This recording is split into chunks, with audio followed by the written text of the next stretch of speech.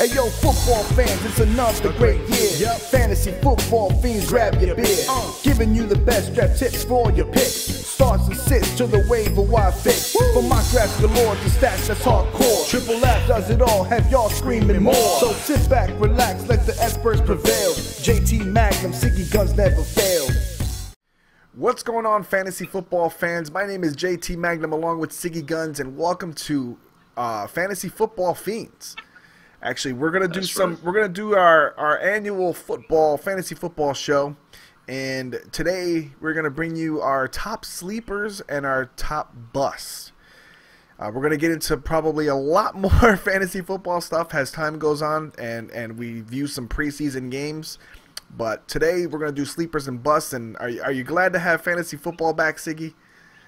Oh man, it's the best time of the year. Best time of the year. Absolutely. I'm excited. Oh, so am I. So let's get right into it. Who's your top quarterback sleeper so far this year?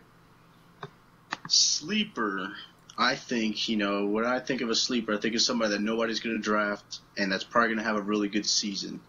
And people drafted him. The one I'm picking is Joe Flacco. People drafted him last year. They were down on him. He was disappointing. He threw a lot of interceptions, and everybody gave up on him. And some mock drafts, he hasn't been being drafted at all. But after this preseason game, I liked what I saw from him, especially since he's getting a lot of his key guys healthy, like Dennis Pitta.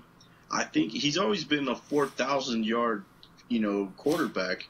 I think this might be the year where he actually has 30-plus touchdowns, and he'll make the interceptions. He'll be making less mistakes now that he has a lot of his weapons healthy. So I think he's going to have a sleeper season. That's my sleeper for quarterback. And he's definitely running a new offense. He's running that zone offense with Gary Kubiak. So we've seen like Matt Schaub thrive in that kind of environment. So we'll see what happens with Flacco. But as for my sleeper, I'm going to go with Andy Dalton. Fresh off a new contract, happy. And, I liked what I saw from yesterday. Threw a nice bomb to A.J. Green. And when you got A.J. Green on your team and you got those receivers that he got and some of the weapons that he has, the guy has always thrown a beautiful deep ball. Along with, he has pretty solid accuracy. It's just that there's been times, question mark, his decision making. But I think this is the year where Andy Dalton just shines. I think he's good for a good 30-plus touchdown passes. He's going to lower his interceptions a lot more, and I think he's going to be the top sleeper this year. Not many people are picking him. He's around the 16, 17 mark, I believe, actually in quarterbacks, and I think he probably should go higher. Yeah, both those guys, Flacco and Dalton, they're always going to have the 4,000 yards, which is always a plus in the fantasy world. And they just need to cut down on their interceptions and just get more touchdowns. And I think both those are solid picks. They're definitely something that you can pick them with confidence, knowing that for at least a bye week they'll be solid, no matter who your starter is. And so, who's your quarterback bust? My bust. This is going to be somebody that I think a lot of people are still high on. I think they're just hoping at this point, but it's going to be Cam Newton. And I got to pick Cam Newton because he's been going average about fifth quarterback taken.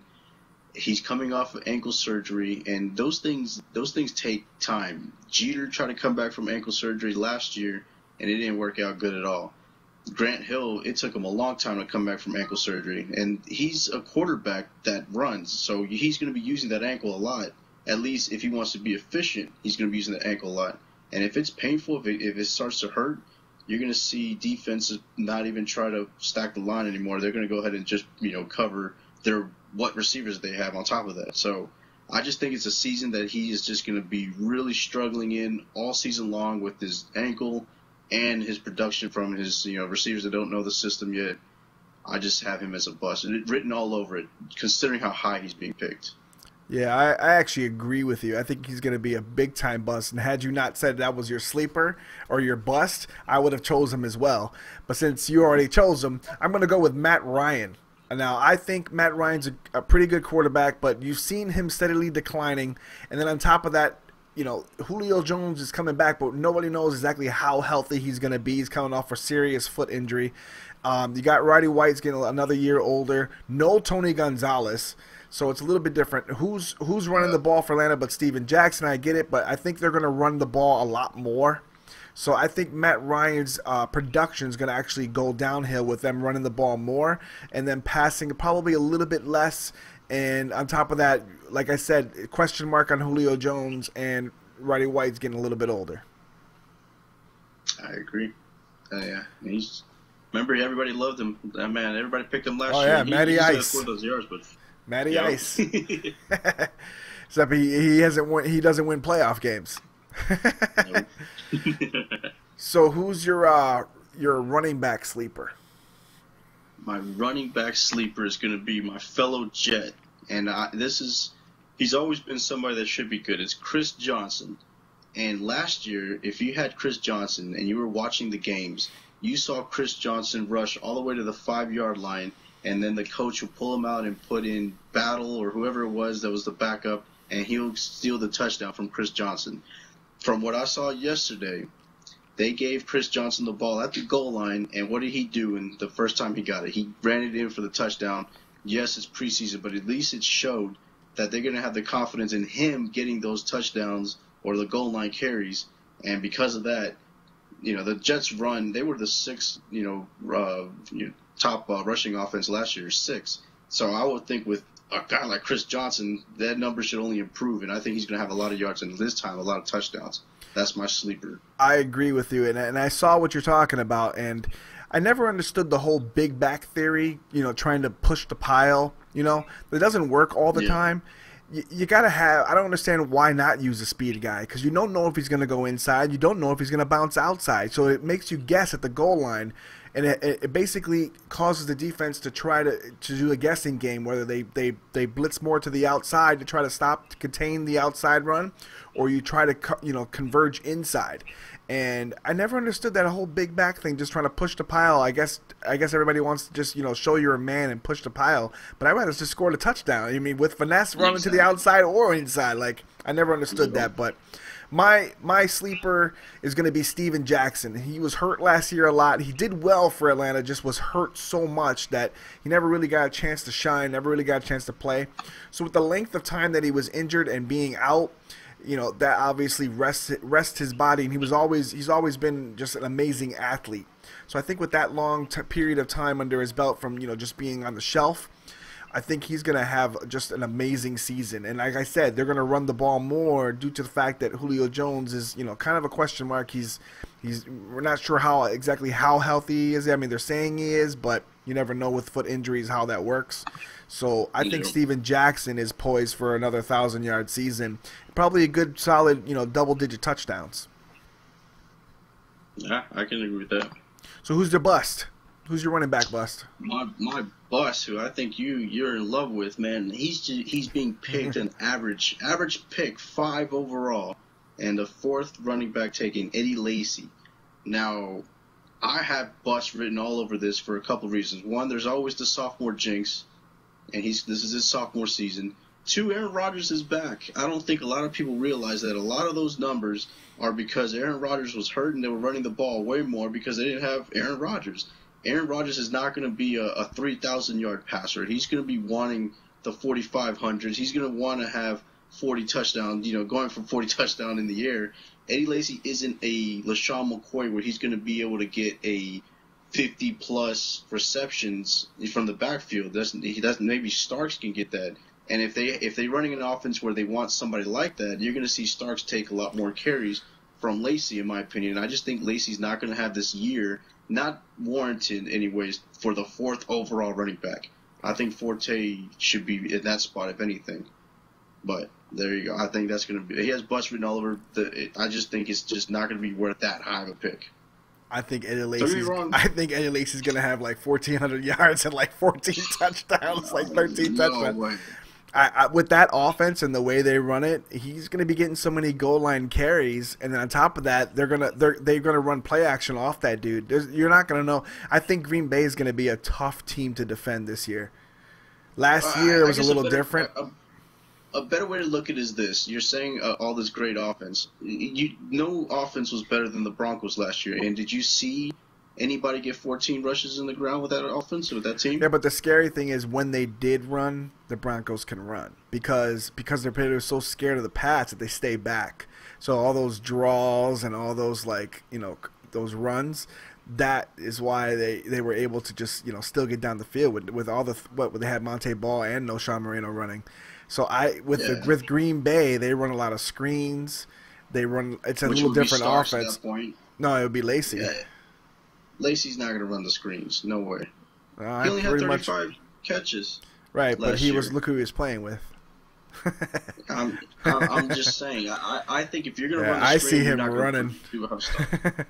Well, we'll see what happens. I've never seen an offense like the Colts with Peyton Manning in the past, with Tom Brady when he was throwing his a bunch of yards, with Randy Moss, or Aaron Rodgers, and all the years that these were great offensive quarterbacks. I've never seen them have a running back that would get 14. Even when Edgerrin James was there, he wasn't getting that. Now I just don't see it happening. Edgerrin James was getting that much. Edgerrin James was getting a lot of yards. Remember? Oh no, he was getting a lot of yards, but he wasn't punching it in like what. I'm telling you, these quarterbacks want those touchdowns. Yeah. So who's yours? Who's your My bust is Arian Foster. I mean, he's on the decline. With all the injuries and all the stuff that's happening to him, you just never know if that guy's going to stay healthy. He's good when he's healthy. He's really good, but with that, it's a different run. It's a different team. I mean, it's a different guy. It's not Kubiak's offense anymore. They don't do that zone block running anymore. So I don't know if he's going to thrive in the new system. I don't know how he's going to do. We're going to see, but I don't think he's going to be the old Arian Foster where he scores like freaking 14, 15 touchdowns and almost 1,400 yards or whatever. I don't see that coming from him this year. So he's my bust. And they have no quarterback. Yeah. Who's your sleeper for a wide receiver? For wide receiver, T.Y. Hilton. Now, I'm pretty sure a lot of people are probably, maybe not have him so far low, but he's not a top guy. I think this is going to be the season. He's going to be my sleeper and breakout performer of the year, because I think this is the year where Andrew Luck is going to take his game to that next level, 30-plus touchdowns, 4,500 yards, and the guy that's going to be right in the middle of it is going to be T.Y. Hilton. Yes, they have Hakeem Nicks now. Yes, Reggie Wayne is coming back. But T.Y. Hilton has proven, and he's shown, and even in preseason yesterday, he's going to be the man. Reggie Wayne and Hakeem Nicks are already old news, and it's going to be a young man's game. It's going to be Andrew Luck and the T.Y. Hilton show, and I just think it's going to be awesome to see, because he's going to be able to fly, and you can put him anywhere. You can put him in the slot. You can put him on, outside. You can do anything with him, and he's just going to beat you. No matter what defense scheme you have, they're going to make sure that he's going to be getting the ball, and that's what I like about him. He's going to be awesome. Yeah, he did it to Seattle last year. Killed them. Yep. Absolutely killed Seattle last year. My sleeper is going to be Cordarrelle Patterson from the Vikings. Now, we don't even know who's throwing the ball, but I see a lot of quick screens. I see a lot of quick hitches, quick passes, a lot of deep throws to him. That guy is going to be – and Greg Jennings is also coming back there. So Greg Jennings demands a lot of double teams and things like that. So Patterson's going to have his opportunities, and I think he's the one that's going to shine this year for Green Bay. I mean, he's coming back healthy. He was a little hurt and banged up last year, but full season under his belt with the offense and now healthy, I think he's going to dominate for the Vikings. Who's your bust?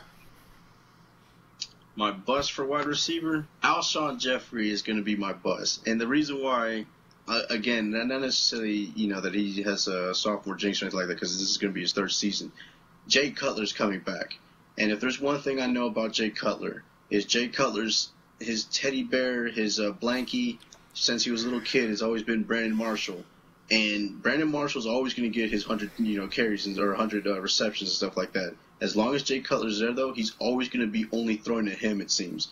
And Alshon Jeffrey, he shined whenever it was McCown. Let's face it. Whenever Cutler was there starting, Jeffrey was just every now and then. He was one of those players that, he can make a catch and then he won't go back to him. He'll always look for Brandon Marshall instead. So I just think that a lot of people are picking him real high, expecting him to overtake Brandon Marshall's spot and just expecting him to be 1,500, 15 touchdown kind of guy. I just think with Cutler, he's not going to be that guy, and you're gonna be disappointed picking him so high, just to see him be an average or maybe a pretty high out there, maybe even 1,200 yards, but 7 touchdowns only. That's what I think. I like for my sleeper or for my bust Victor Cruz. Now with I don't see, I think they're gonna miss Hakeem Nicks a lot. I know they got Odell Beckham Jr.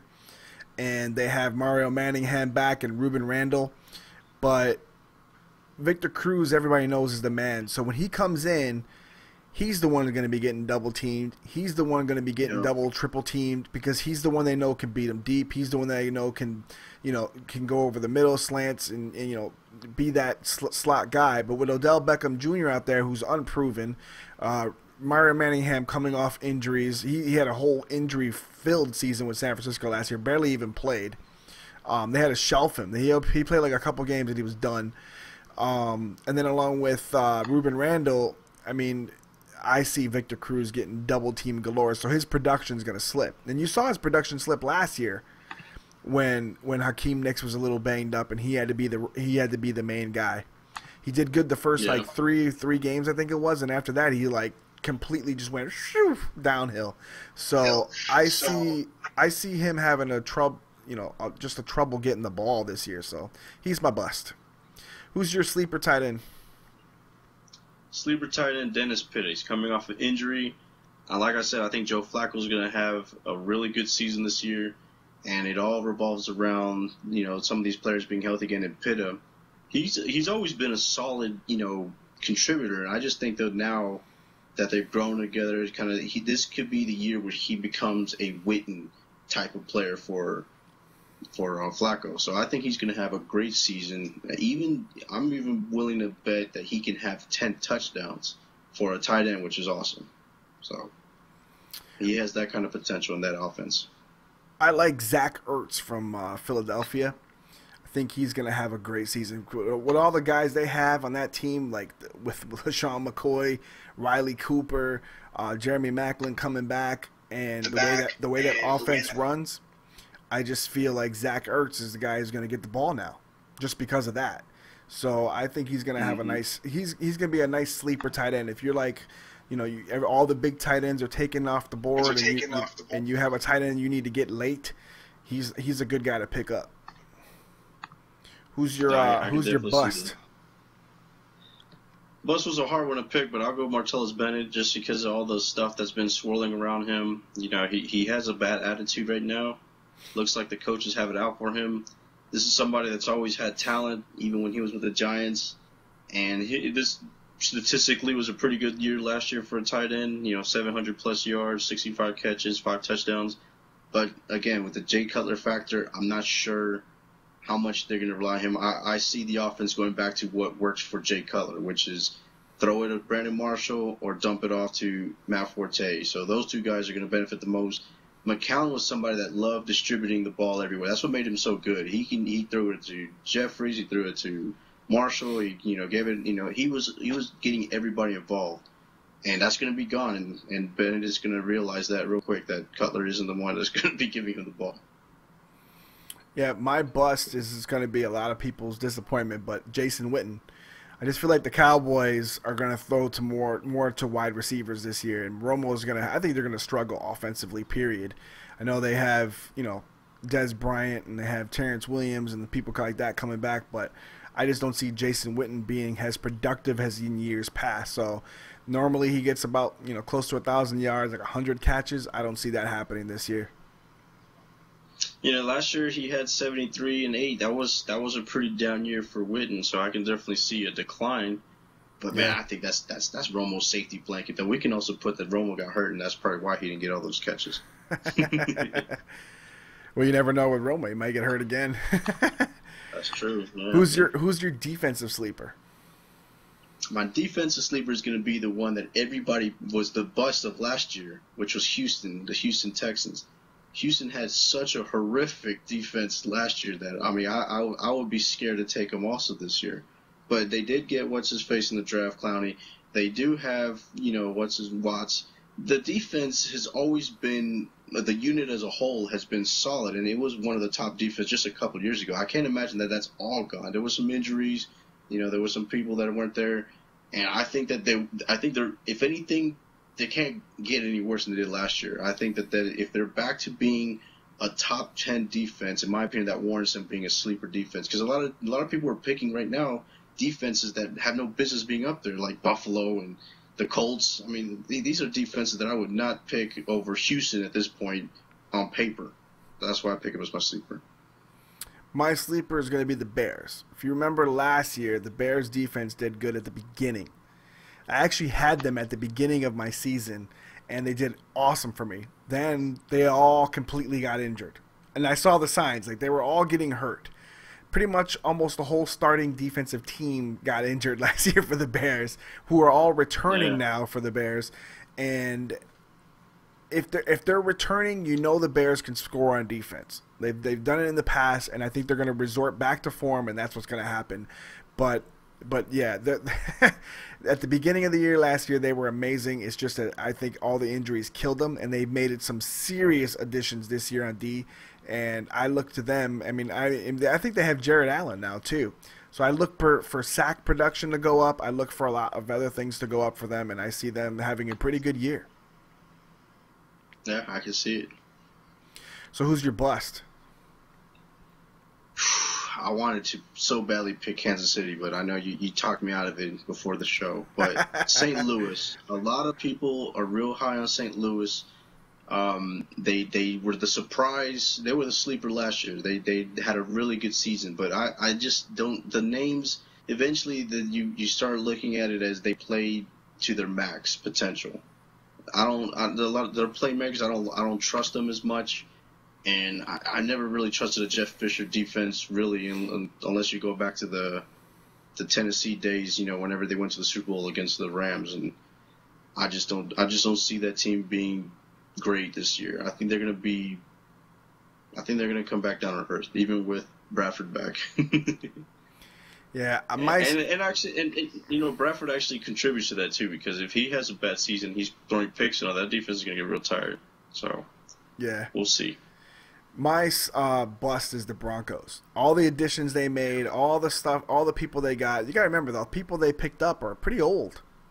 So that's DeMarcus Ware, though, man. DeMarcus Ware, Aqib Talib. I mean, Aqib Talib got hurt yesterday, and like it's like he can never. He's always hurt, and you're talking about guys that they spend a lot of money on.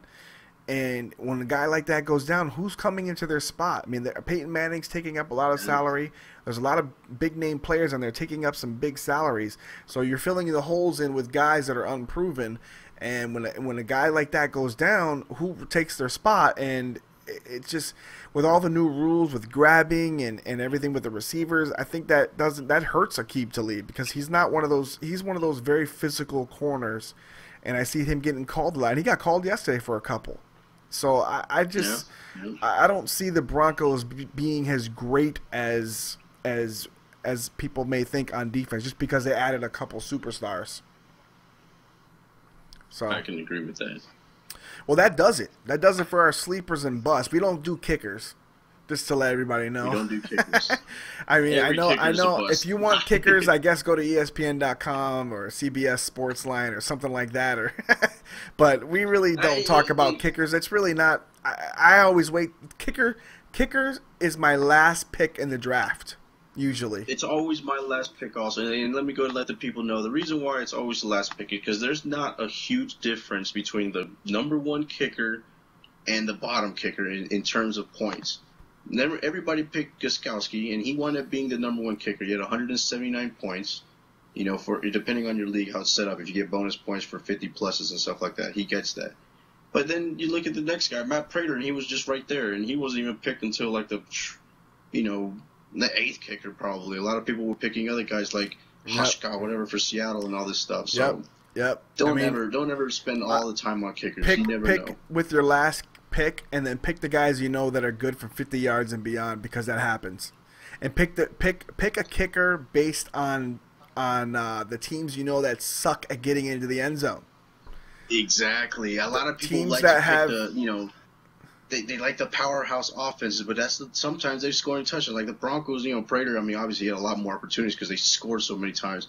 But, man, teams that you never would think, like the Jets, Nick Folk, man, he was hitting him everywhere because guess what? The Jets can't score touchdowns. Exactly. So he was He was awesome. Look at last the year 'cause he was percentage kicking of teams bombs. in the red zone. Teams that have the low percentage in the red zone, that's the kickers that you pick. I don't know why people think that you pick a high-scoring offense, those are the guys, just because they're getting extra points. But that doesn't happen every game, and they're not always kicking. So, I mean, I always take the teams that can't score because you know they're going to kick a 40, 50-yard field goal every time. You're going to get more points with the kickers. So that's just a pro tip we're going to give away there. But that's how I pick, and I wait till the very, very last pick. Because kickers really are kickers. We spent a lot of time talking about kickers just now. We never spent time talking about kickers. Sorry. Exactly. So that's it. Stay tuned for the next show. The next show is going to be on our top breakout players and also some rookie stars to mention. So stay tuned for Fantasy Football Fiends next episode. Peace out, guys.